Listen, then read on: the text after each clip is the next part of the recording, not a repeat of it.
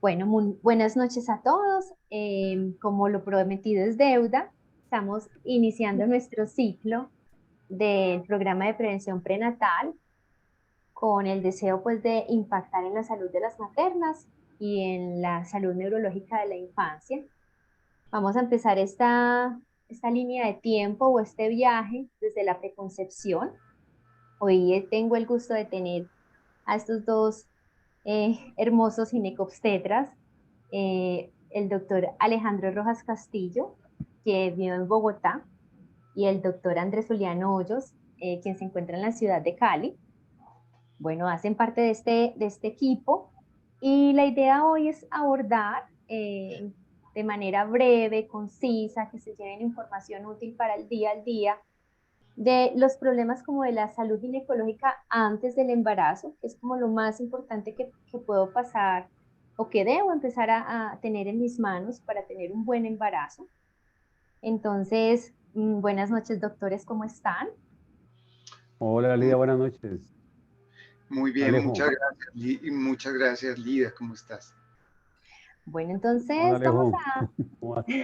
Hola, vamos a Juli. empezar a modo de preguntas concisas, ¿listo? Vamos a empezar con el doctor Julián.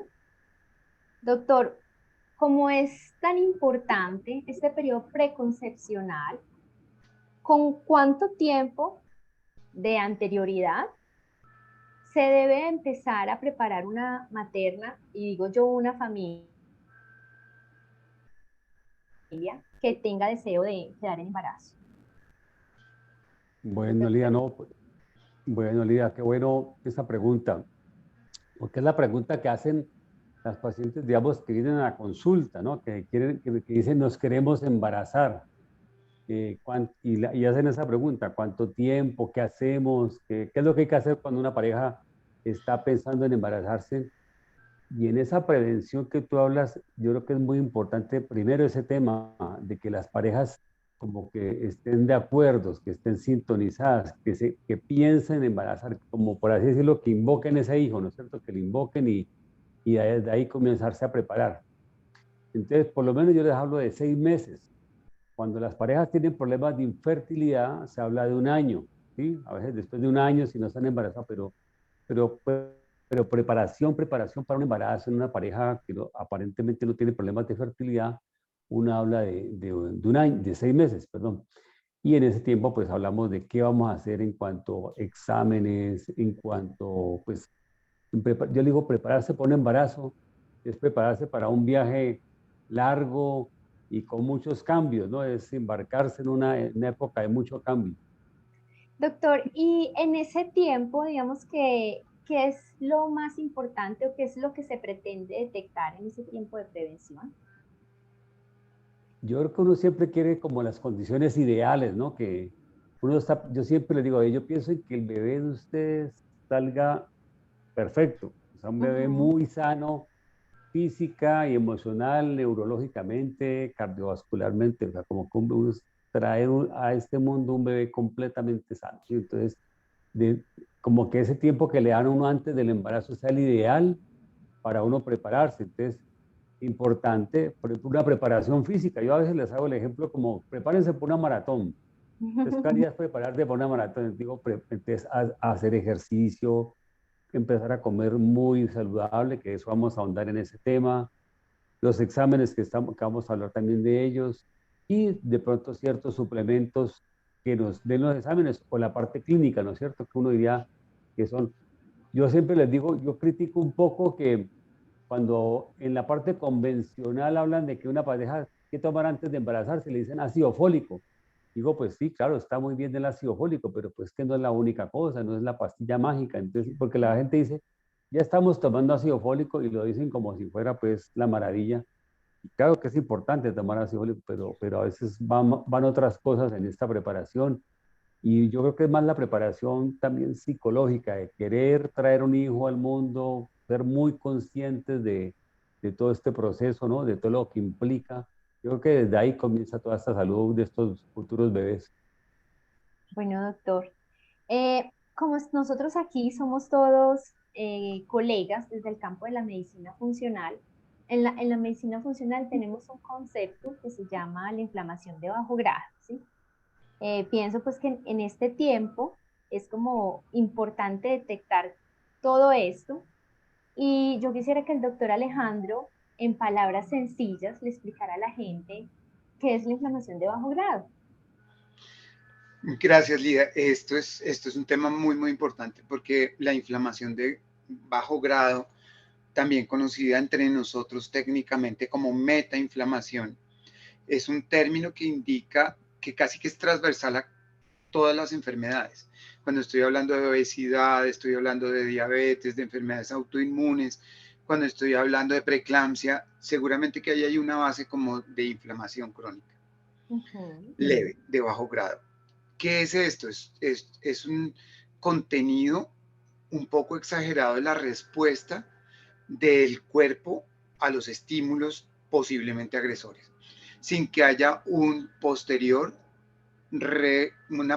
resolución.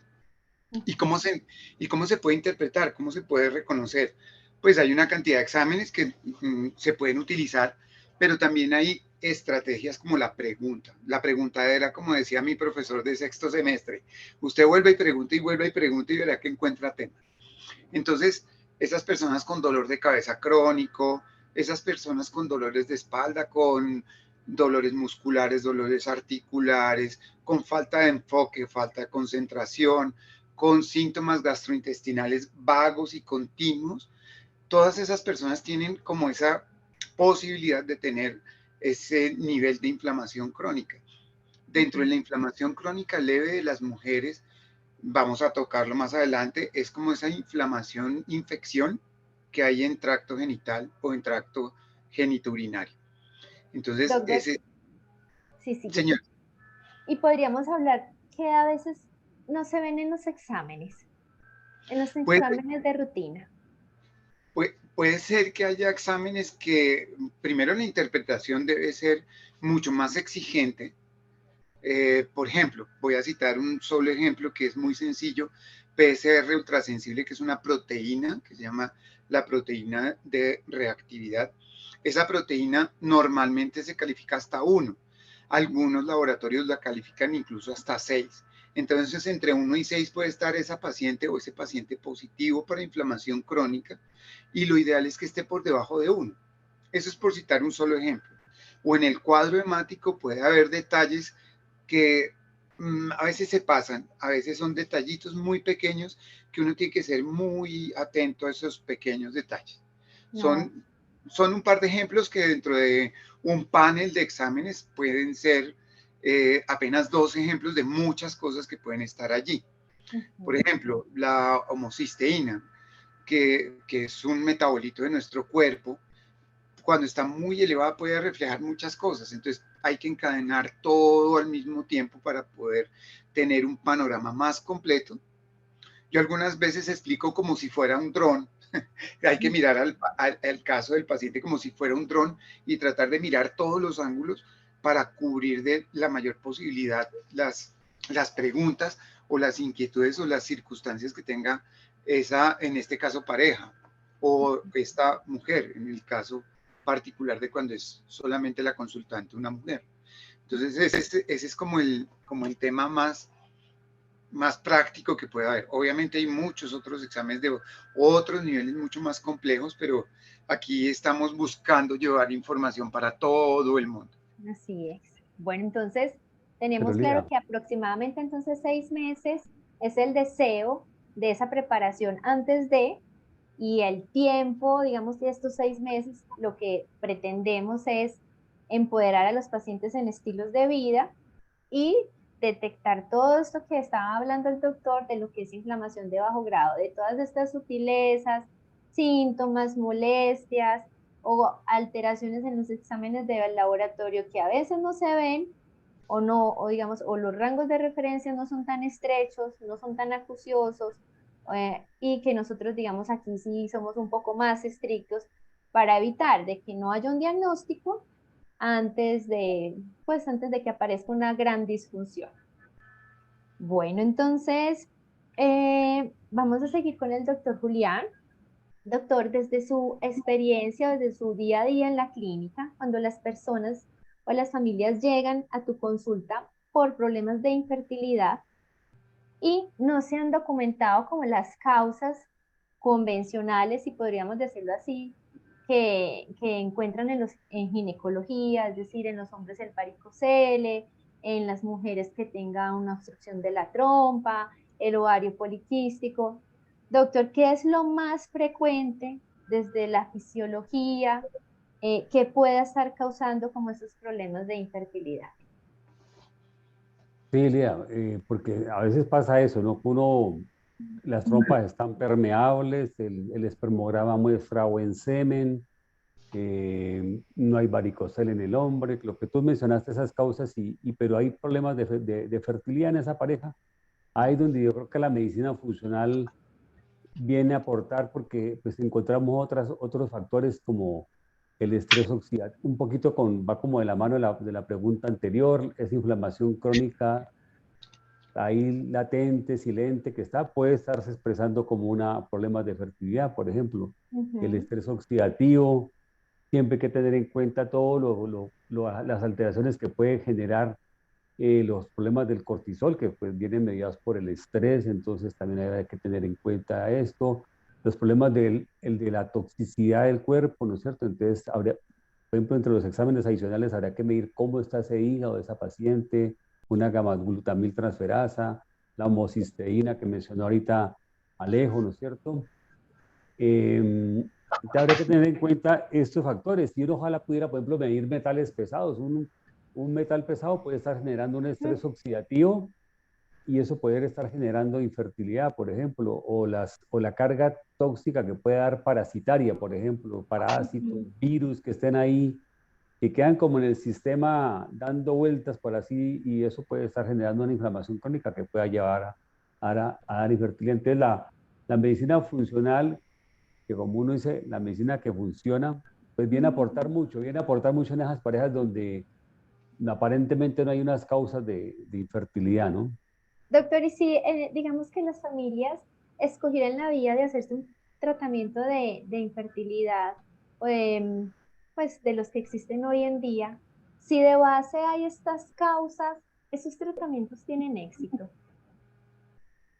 Es donde pueden fallar, y en eso nos puede ahondar un poco más Alejo, que conoce un poco más de este tema, él como infertólogo, porque uno ve, las pacientes van a tratamientos de infertilidad, hacen todo su proceso y el proceso falla. Yo los veo porque a veces veo pacientes que vienen de allá de un tratamiento de infertilidad, comenzamos a hacer el enfoque de la medicina funcional, a trabajar la parte intestinal que es tan importante, a ver si hay inflamación crónica, si hay permeabilidad intestinal, si hay un Ujú. intestino permeable, si hay un SIBO, que eso no se tiene en cuenta muchas veces. Si hay una gastritis, por ejemplo, puede generarnos problemas hasta eso hay que tener en cuenta una gastritis. Uno hace la historia clínica y uno va viendo el estreñimiento, es cosa, y hubo Muy una paciente que se va frecuente. a poner, que está en proceso de fertilidad y ya le han detectado algo, hay que tratar ese estreñimiento. Bueno, hay tantas cosas que se pueden ir mirando desde la medicina funcional, los exámenes, cómo se está el organismo detoxificando. Entonces, ahí, y a veces ocurre el proceso contrario. O hay pacientes que definitivamente necesitan un tratamiento de infertilidad, pero si hacen una preparación previa, cuando van allá, los éxitos son Son buenos, mejores. son mejores, sí. Me gustaría que nos aportara Alejo esa experiencia, porque yo sé que Alejo tiene más experiencia en ese sentido. Doctor Alejandro, y bueno, y si estuviéramos hablando como de las irregularidades del ciclo, que aquí también podemos hablar de, claro, el tema de infertilidad, ¿cuáles son las principales alteraciones que pueden estar generando alteraciones del ciclo menstrual en las mujeres? La, la reina de todas las enfermedades y de todas las condiciones, el síndrome de ovario poliquístico, que tiene que ver naturalmente con el tema del metabolismo. El síndrome de ovario poliquístico, para quien no lo conozca, es la condición en la que el ovario tiene la incapacidad de ovular o lo hace de manera no tan eficiente o hace énfasis en la producción de andrógenos. Cuando hay énfasis en la producción de andrógenos, que son las hormonas masculinas, los efectos que tienen a nivel periférico, es decir, fuera del óvulo, van a tener muchísimo impacto. Entonces, el síndrome ovario poliquístico se caracteriza porque hay elevación de los andrógenos, bien sea químicamente o que uno lo vea. Hay aumento del perfil lipídico, es decir, colesterol.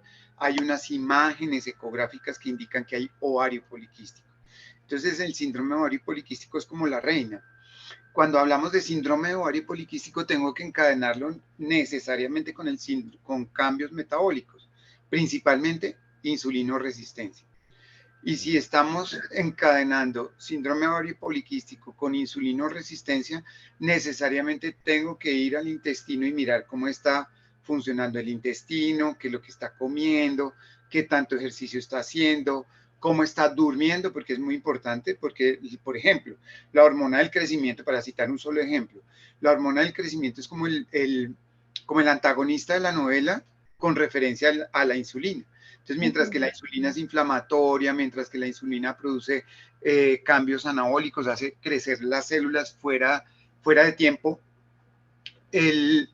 la hormona de crecimiento que se secreta por las noches después de una muy buena calidad de sueño es como el antagonista, es el que viene a reparar el daño que hizo la insulina o el probable daño que hizo la insulina. Entonces, si comemos azúcar, si comemos harinas, si comemos ultraprocesados, pues eso va a tener un impacto y va a generar ese cambio. Ya es claro, hay un grupo pequeño de ovario poliquístico que tiene que ver con estrés adrenal, con carga por daño con las suprarrenales. Pero eso es más bien muy pequeño y es como muy característico. Es la súper ejecutiva, súper delgada, que hace súper ejercicio, que come súper bien, que solamente come 2 veces al día, que nunca duerme, entonces termina entrando en una falla adrenal, pero por ese camino. Ese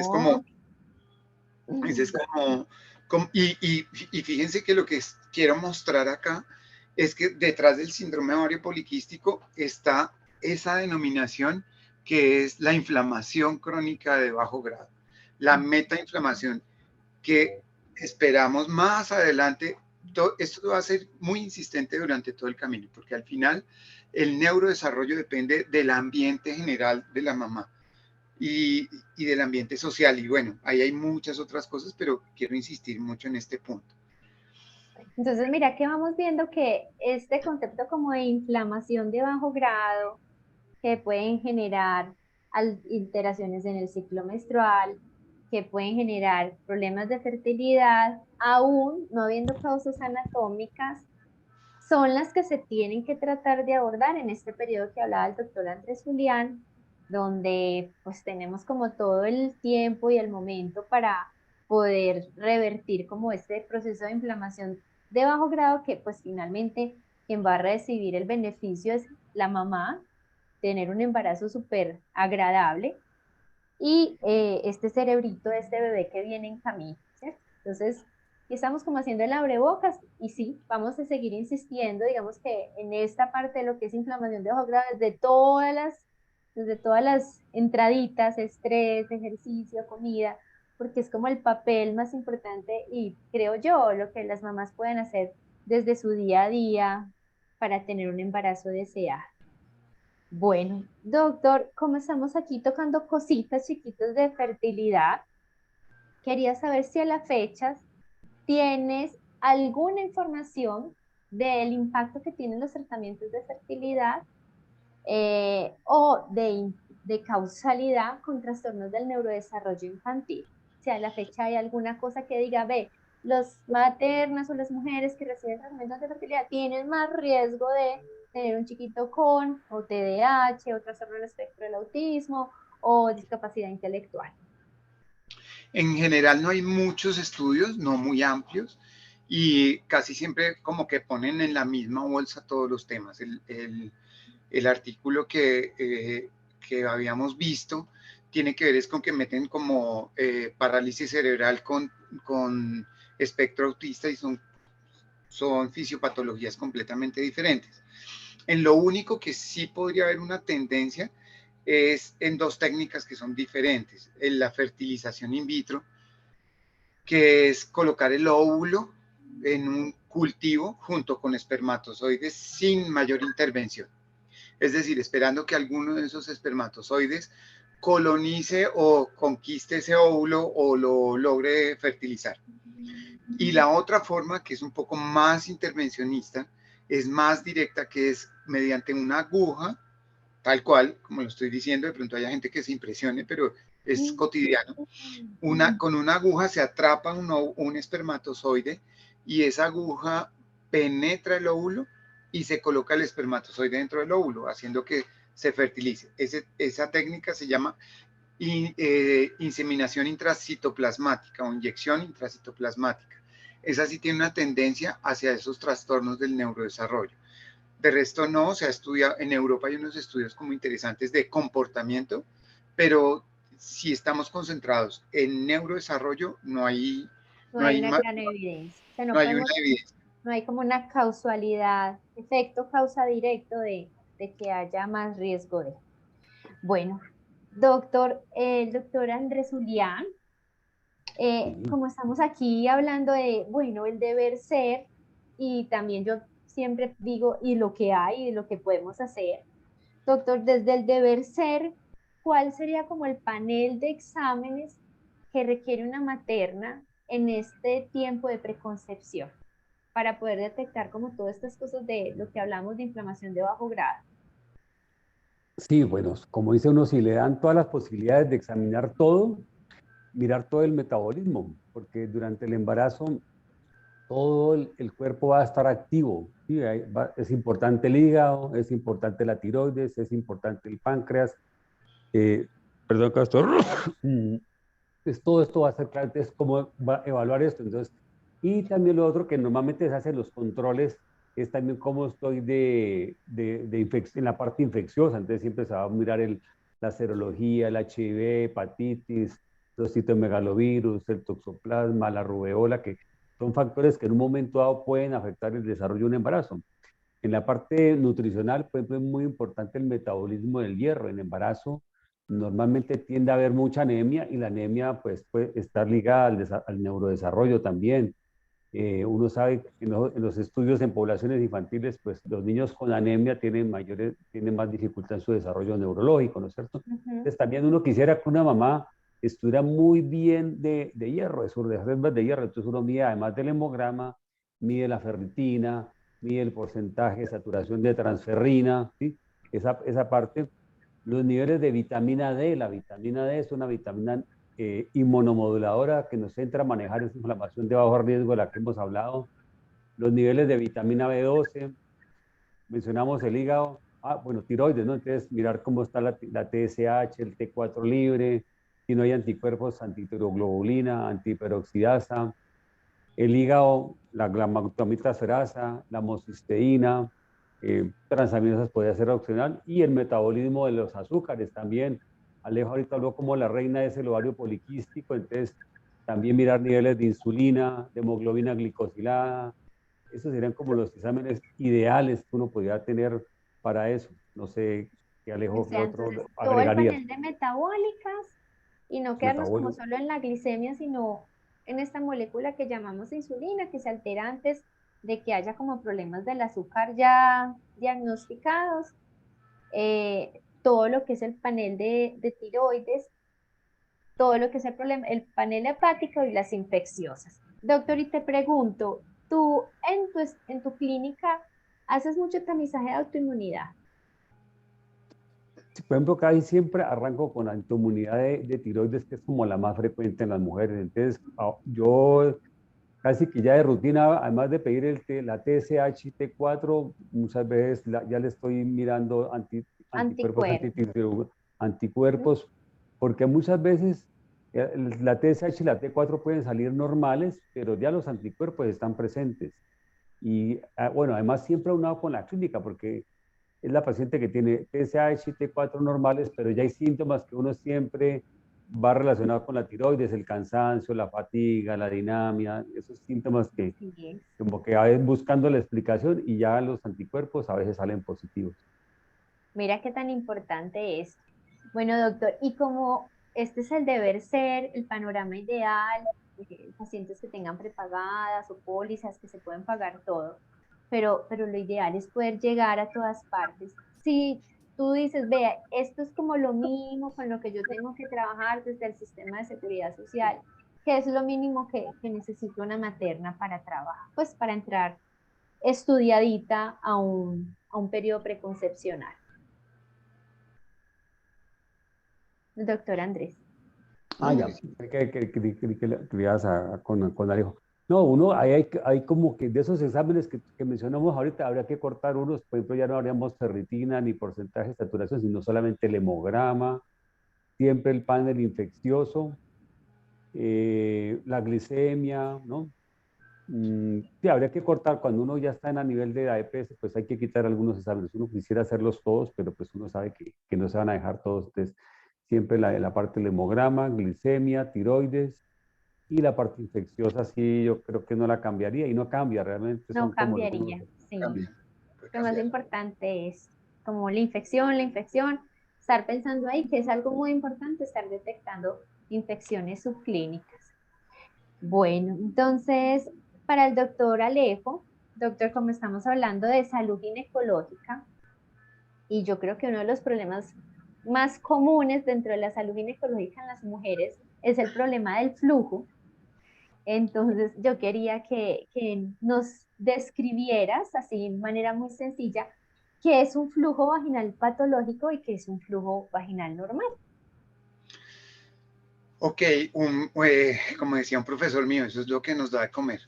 Es la consulta mayoritaria y la que tiene más repeticiones en una persona.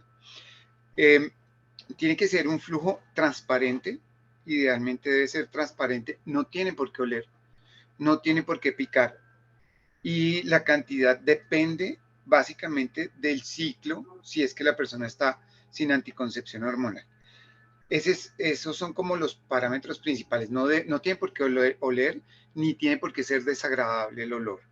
Entonces, todo lo que se salga de allí, como estamos siendo tan exigentes y lo que creemos, en lo que creemos acá, es que las personas merecen lo mejor de nosotros y ese bebé que está en el corazón de las personas que aún no está en el útero, merece lo mejor de la anatomía y de la fisiología de una mujer.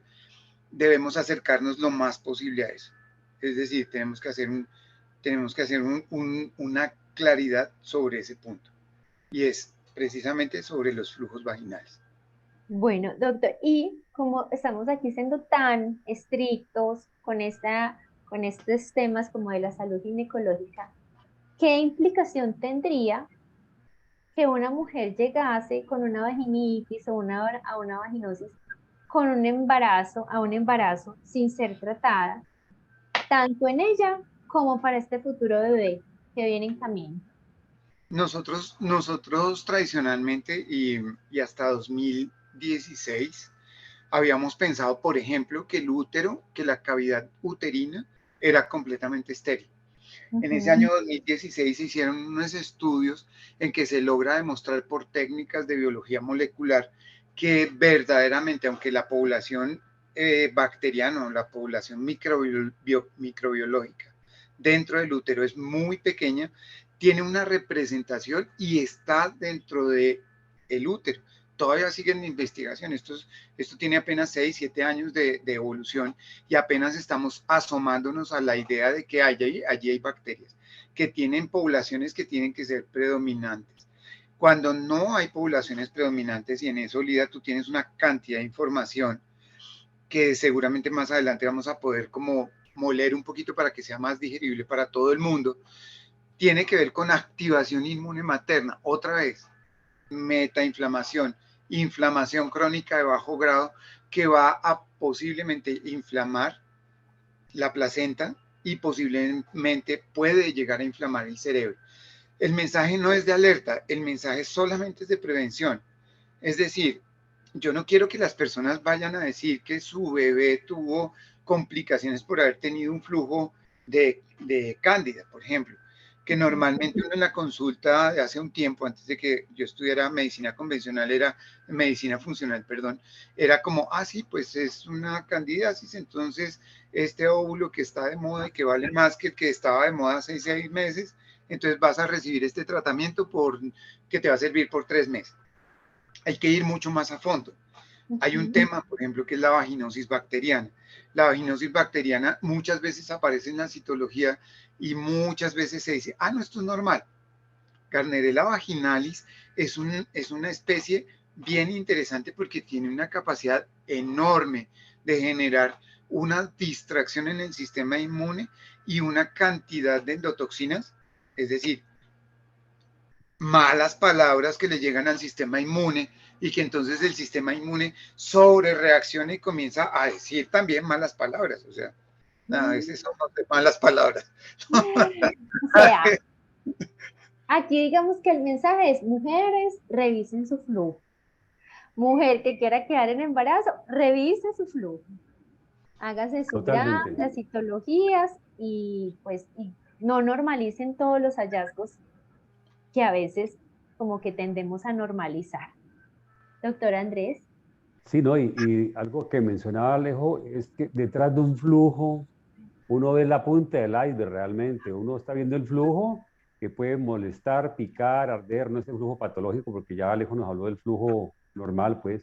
Pero detrás de ese flujo hay una disbiosis, todo de un tema que es tan importante que es lo de la microbiota, entonces, y eso va a estar relacionado con la alimentación. Entonces, detrás de un flujo hay muchas cosas, tiene que ver con el estrés mismo, con nuestra alimentación, si hay o no hay estreñimientos, hay mucho tema, y ese también es parte de los exámenes que se hacen, porque nosotros estamos ahorita hablando de los exámenes, pero también siempre hay que ver que no haya infección urinaria, entonces uno siempre hace de rutina un urocultivo, un uroanálisis y hace un frotis vaginal de entrada, como entre los exámenes que uno le va a tomar a una paciente, pero lo que tú acabas de decir, mujeres, revisen ese flujo puede, hay mucha tela de dónde cortar, estamos viendo la punta del iceberg de cuando vemos un flujo, hay muchas Doctor cosas para Andrés, poder hablar de eso. tú que ahorita todavía haces un poquito como de ginecología dentro del sistema de salud, yo no sé, porque hace rato no estoy dentro del sistema de salud, pero en el CISBEN también todo esto es factible.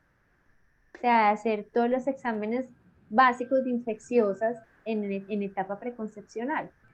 Y en la parte preconcepcional sí se hace el examen del frotis vaginal y el uroanálisis y el urocultivo, sino que el tratamiento es, como le decía Alejo, este bolito que está de moda, como decía Alejo, ¿no? O esta cremita, y no nos quedamos ahí. La paciente, los factores que están haciendo que ese flujo se repita, no estamos yendo a él, no estamos yendo a la raíz. Entonces la paciente está bien 3 meses, como dijo Alejo, pero después vuelve nuevamente a tener el problema del flujo. Pero sí se mira, claro, porque eso es otro factor infeccioso. En algunas pacientes puede haber colonización de la vagina hacia ese ambiente amniótico que antes que se consideraba estéril, pero que ahorita se sabe que hay unas bacterias ahí, pero ahí donde seguramente con el tiempo nos van a decir cuáles son los gérmenes buenos, todo el tema que se está hablando, el tema ahorita de la microbiota va a ser, yo creo que a futuro un tema muy importante a tener en cuenta ahí. ¿Qué tan interesante es? Entonces, mira que vamos ahí como juntando todo, inflamación de bajo grado, todo lo que es sistema inmunológico y el impacto que tiene en este bebé que se está formando, todo lo que hay simplemente en un síntoma, que es un flujo patológico detrás de un flujo patológico, todo lo que hay atrás. Entonces, toda esta es la información que queremos que tengan las mamás y que no nos acostumbremos a normalizar nada.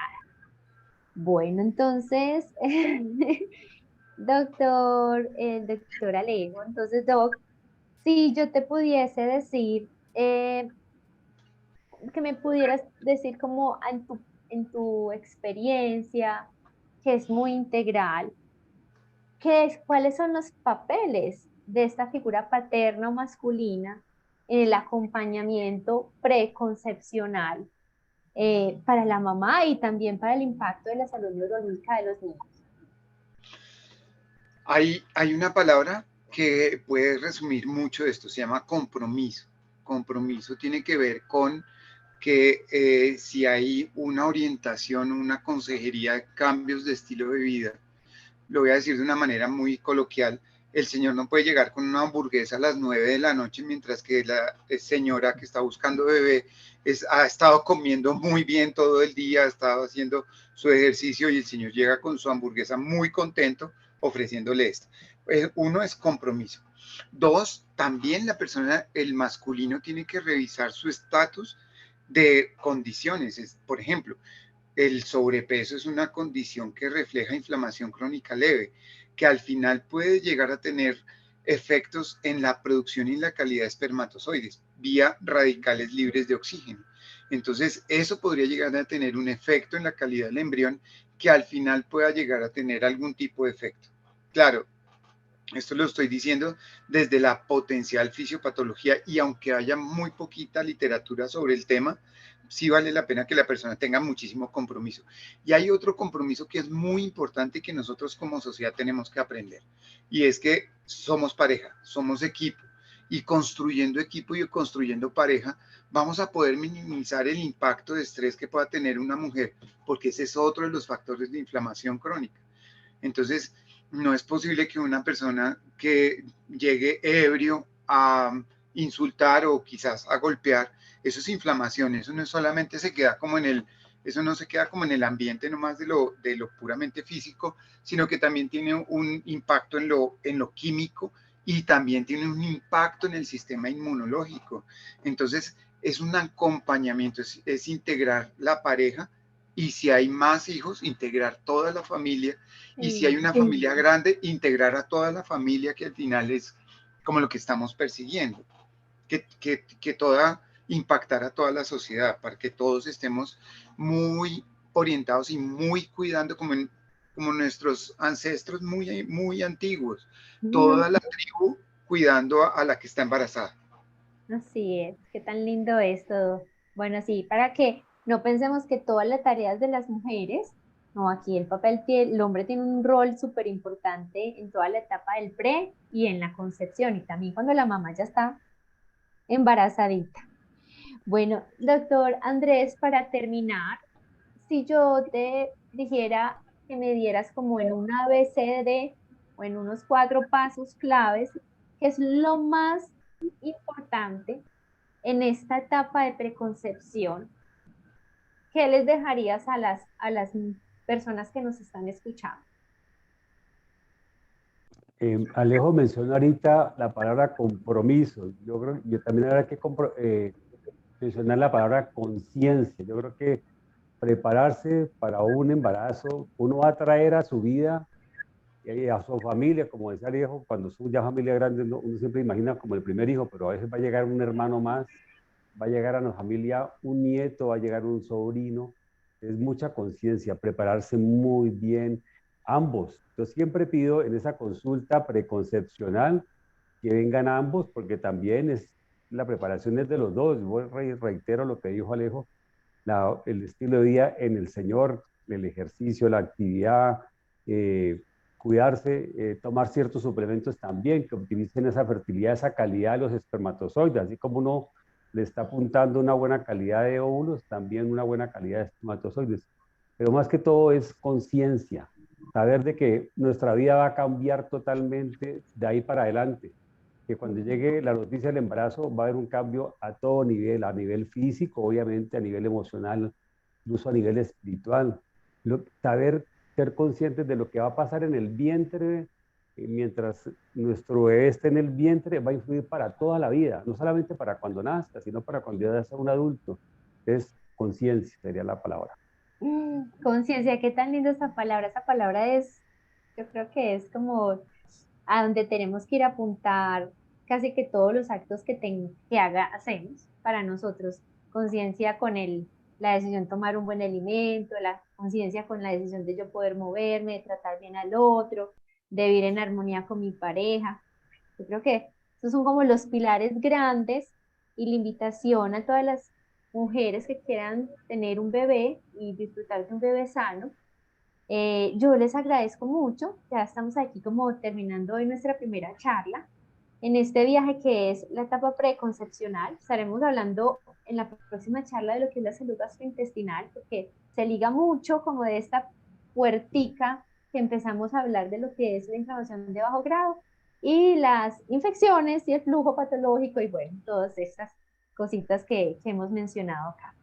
Entonces, muchísimas gracias a ustedes por acompañarnos. Les mando una bendición y un abracito. Gracias a Igualmente, ti. Gracias, Andrés. gracias. Gracias, Alejo. Qué rico haber hablado sobre este tema que es tan importante. Claro que sí, doctor. Cuídense Chao. mucho. Chao.